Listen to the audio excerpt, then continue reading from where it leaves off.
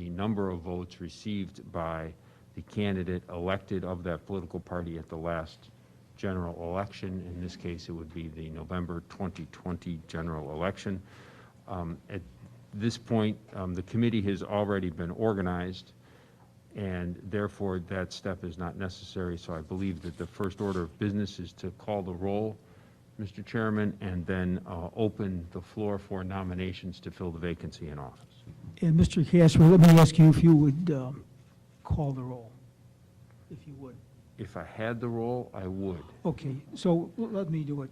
Mr. Kankar, present. Present. Alderman Taveras, present. Alderman Curtis, present. Representative Ortiz, present.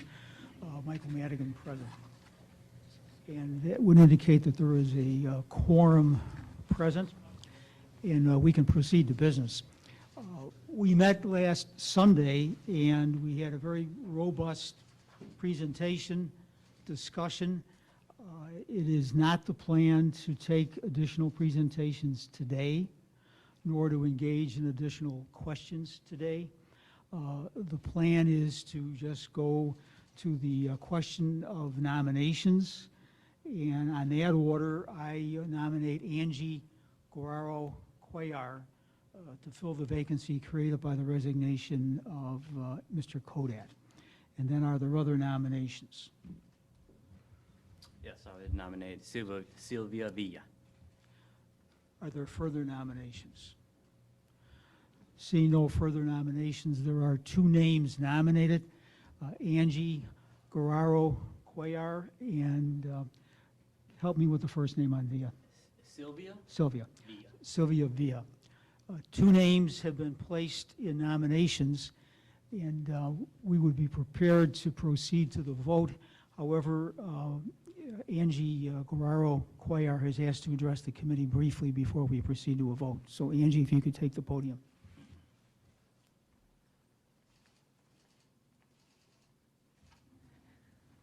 Good morning, everybody. We meet again. Thank you again for the nomination. Again, my focus and my motivation is to serve the community and its residents of the 22nd District. I am very honored and humbled for this opportunity. Please know that I will be as transparent as possible. I believe that my life experiences can be relatable to the residents in this area. Questions I will take. Again, my focus is to begin working and work very hard for everybody in this area. Thank you so much. Thank you. Thank you. So with that being said, we're prepared to proceed to the vote.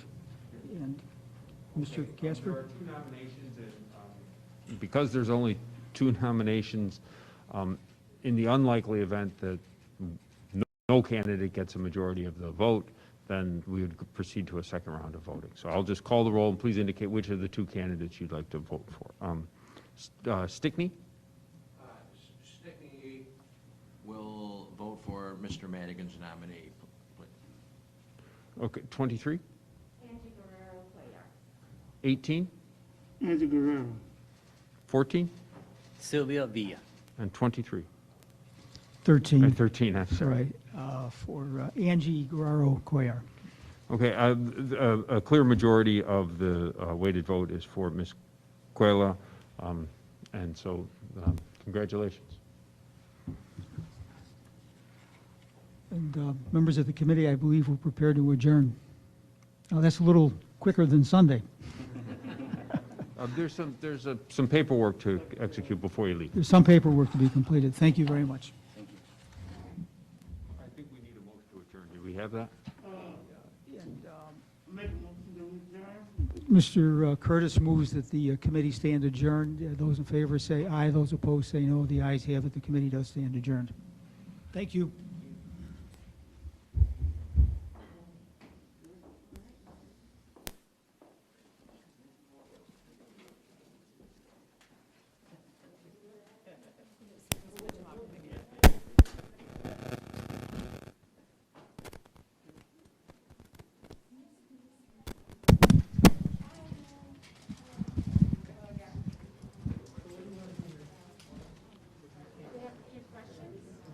take a few questions.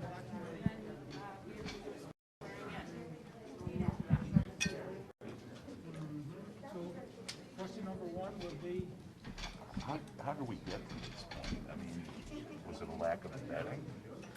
What was no, no, the- well, One moment, please.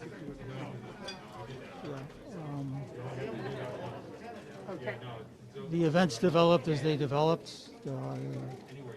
The action of the committee taken on Sunday was nullified because of the resignation, creating a vacancy, and so today we fill the vacancy. I don't plan to speak to background questions. I don't plan to speak to the background questions, so. Whatever you wish to do. No, but I'm just curious, you're normally very meticulous Well, in checking background. the proper questions were asked, proper questions were asked. Proper questions were asked or weren't? They were, the answer is yes. Right? And so as I said, events developed. Mr. Kodat resigned, creating the vacancy. Today we filled the vacancy. I'm anxious to move forward with Angie Guerrero-Cuellar. She's been active in our community, as you can read from her resume. She's worked with various community organizations in the southwest side of Chicago.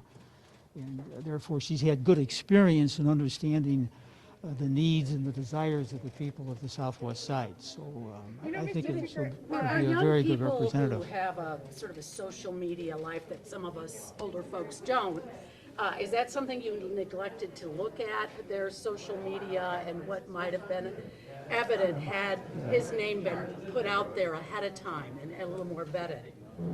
His name was put out in advance like everybody else. There was a complete circulation of resumes. Every resume that was submitted was circulated. That morning, it wasn't until that morning. It wasn't enough time for folks to really take a look at who he was. So when you say questions were asked, does that mean the answers were not truthful? No, I'm not going to get into that. I'm just not going to speak. When to that. when did you first learn about the? A little bit ago. Was it after he was named, though? Yes. You know, Mr. Speaker, people like Governor Pritzker and Senator Durbin, they blame you for the failure of, you know, the fair tax and for Democrats kind of disappointing election day. Yeah, And you haven't spoken I'm not to going them. there. I'm not going there. I'm not going Why there. not? Mr. Speaker, Because I don't want to. is what happened to Mr. Kodat another manifestation of the cancel culture? I mean, do you have concerns about that? What culture? Cancel culture. Really? All right. The new chairman is going to be selected. Do you have a preference of who that would be? You know what? I'm anxious to move out of here and wish all of you a good day. What are your plans? What are your plans? Yeah, well, you'll be a part of that vote, though, won't you? Will you be a part of that selection?